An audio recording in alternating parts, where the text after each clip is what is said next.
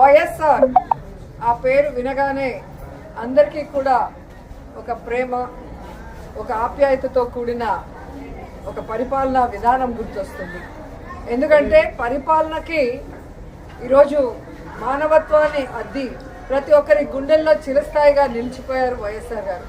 అందుకే ఈరోజు ఆయన చనిపోయి 14 సంవత్సరాలు పూర్తవుతున్నా ఇంకా కూడా ఎవరు ఆయన్ని మర్చిపోలేరు, భవిష్యత్తులో కూడా మర్చిపోరు అని గర్వంగా చెప్పగలను.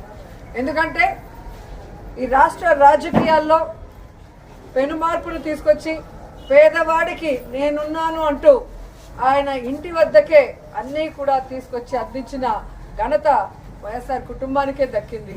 ఎందుకంటే వాళ్ళు ప్రజల్ని తమ కుటుంబ సభ్యులుగా భావిస్తారు, అభిమానిస్తారు. వారికి ఏదైనా అయితే అది తమకైనట్టుగా తల్లడిల్లిపోతారు. కాబట్టే ఆ కుటుంబం అంటే అందరికీ కూడా మక్కువ.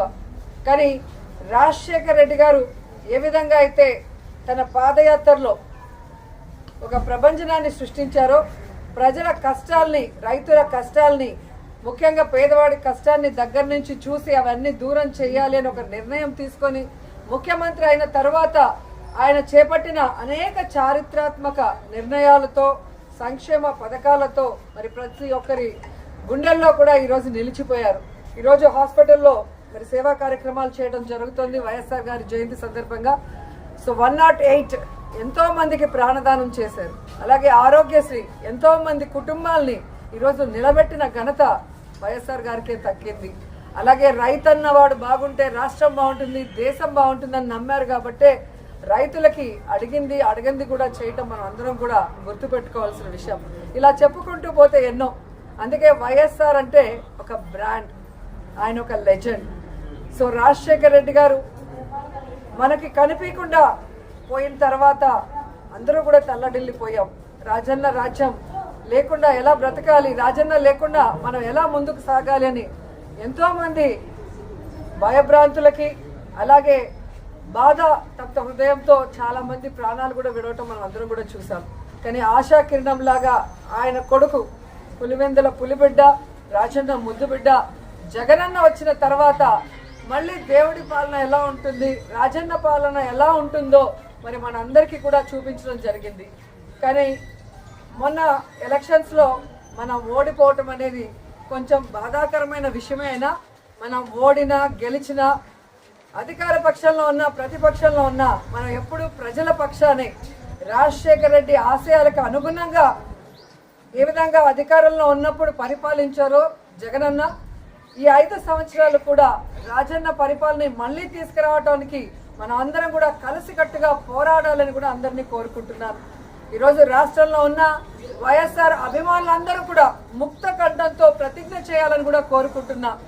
రాజన్న పాలన మళ్ళీ రావాలి, రాజన్న బిడ్డ మళ్ళీ ముఖ్యమంత్రి అవ్వాలి, మళ్ళీ పేదవాళ్ళ ప్రజల మొహాల్లో చిరునవ్వు రావాలి, వాళ్ళ కష్టాలు దూరం అయ్యే విధంగా మనం అందరం కలిసికట్టుగా పనిచేయాలని కోరుకుంటూ ఈరోజు వైఎస్ఆర్ గారి జయంతి సందర్భంగా ఆయన విగ్రహానికి పూలమాల వేసి ఇక్కడ సేవా కార్యక్రమాలకి అందరూ కూడా వచ్చిన ప్రతి ఒక్కరికి పేరు పేరున కృతజ్ఞతలు. బుద్ధి ఉందా అని అడుగుతున్నా, కామన్ సెన్స్ ఉందా అని మనుషులా మీరు?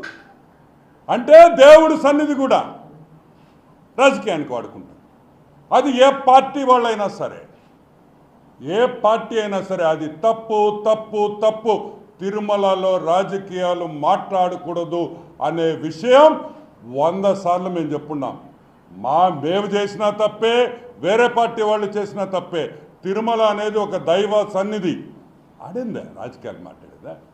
ఏందక్క నువ్వా తలకాయ లేకుండా రాజకీయాలు మాట్లాడావు. సరే, నువ్వు మాట్లాడావు కాబట్టి నేను మాట్లాడతా.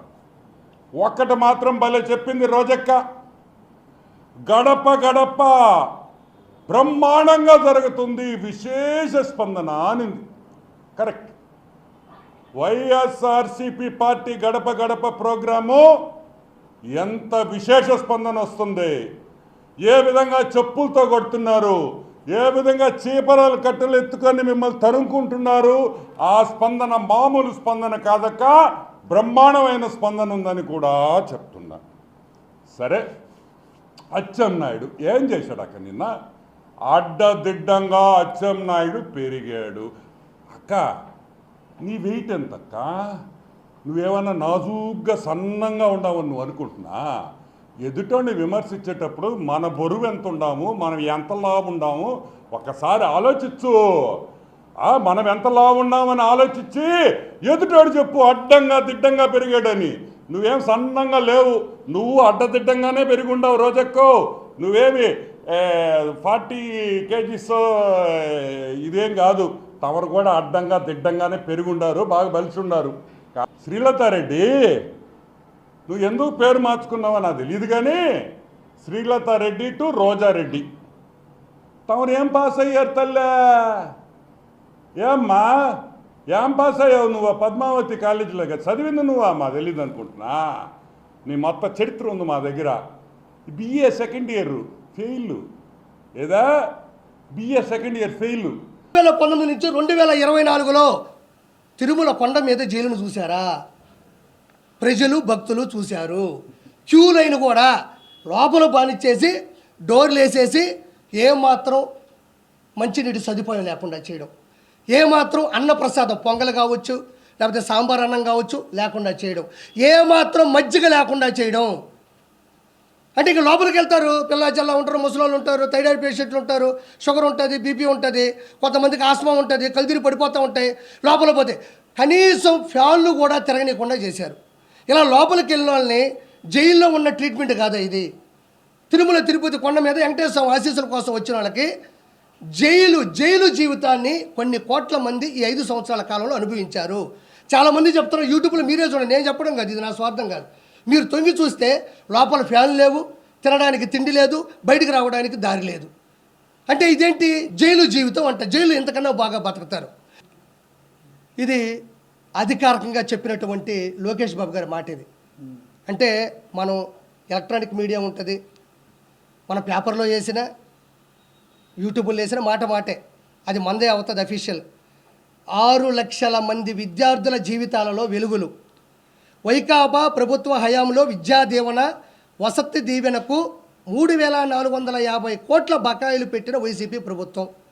బకాయిలు ఉండడంతో విద్యార్థుల సర్టిఫికేట్లు రాకపోతున్న ఇబ్బందులను తొలగించేలా విద్యాసంస్థల యాజమాన్యాలను సర్టిఫికేట్లు ఇవ్వాలని ఆదేశించిన మంత్రి నారా లోకేష్. ఇది సంసారబద్ధమైనటువంటి గవర్నమెంటు.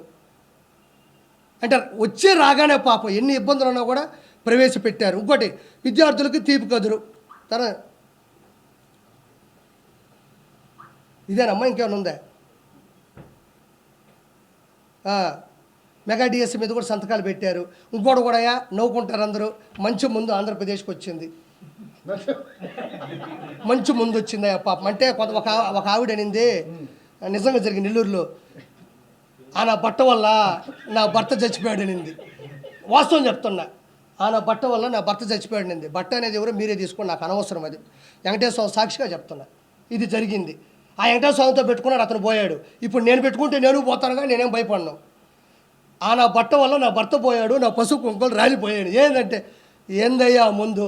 ఇప్పుడు మా వాళ్ళు కష్టపడతారు, 500-700 సంపాదించుకుంటారు. ఆటో పనిచేసే ఆటో, టిప్పర్ దగ్గరికి వెళ్ళి టిప్పరు, ఎవరైనా కష్టపడతారయ్యా? వద్దన్నా వాళ్ళు తాగుతారు. తాగేదేదో మంచి ముందు తాగితే పాపం తిని కడుపు నిండా కాసేపు పరిస్థితి అరసరి పడుకుంటారు. ఈయన బట్ట వచ్చాడయ్యా, అసలు మొత్తం కిడ్నీలు ఆ లివర్లు మొత్తం అంతా చెడిపోయి వాళ్ళంతా పిచ్చెక్కిపోయి వాళ్ళకి అర్థం కాని రీతిలో ప్రవర్తించాడు. నాకు ఈ చిన్న వయసులో నా భర్త చచ్చిపోయాడు నా బట్ట వల్ల అని. ఈరోజు భగవంతుడి దయ వల్ల మంచి ముందు. అంటే ప్రతి కల్చర్లో ఇది ఒక భాగం. జగన్మోహన్ రెడ్డి లాగా నేను సంపూర్ణ మద్యపాన నిషేధం చేస్తా అని చెప్పి అందరికీ ఎడ్డిమడ్డి మందు పోసే పాపం వాళ్ళని నాశనం చేయలే. చెప్పినారు, మంచి ముందు తీసుకొస్తున్నారు. ఈరోజు బ్రహ్మాండంగా కింగ్ఫిషర్ బీర్ వచ్చింది, రాయల్ ఛాలెంజ్ వచ్చింది, మంచిగా బ్రాండ్లు వచ్చినాయి దేవుడి వల్ల. అంటే మరి దేవుడి దగ్గరికి వెళ్ళకుండా దేవుడి వల్ల మంచి బ్రాండ్లు వచ్చినాయి.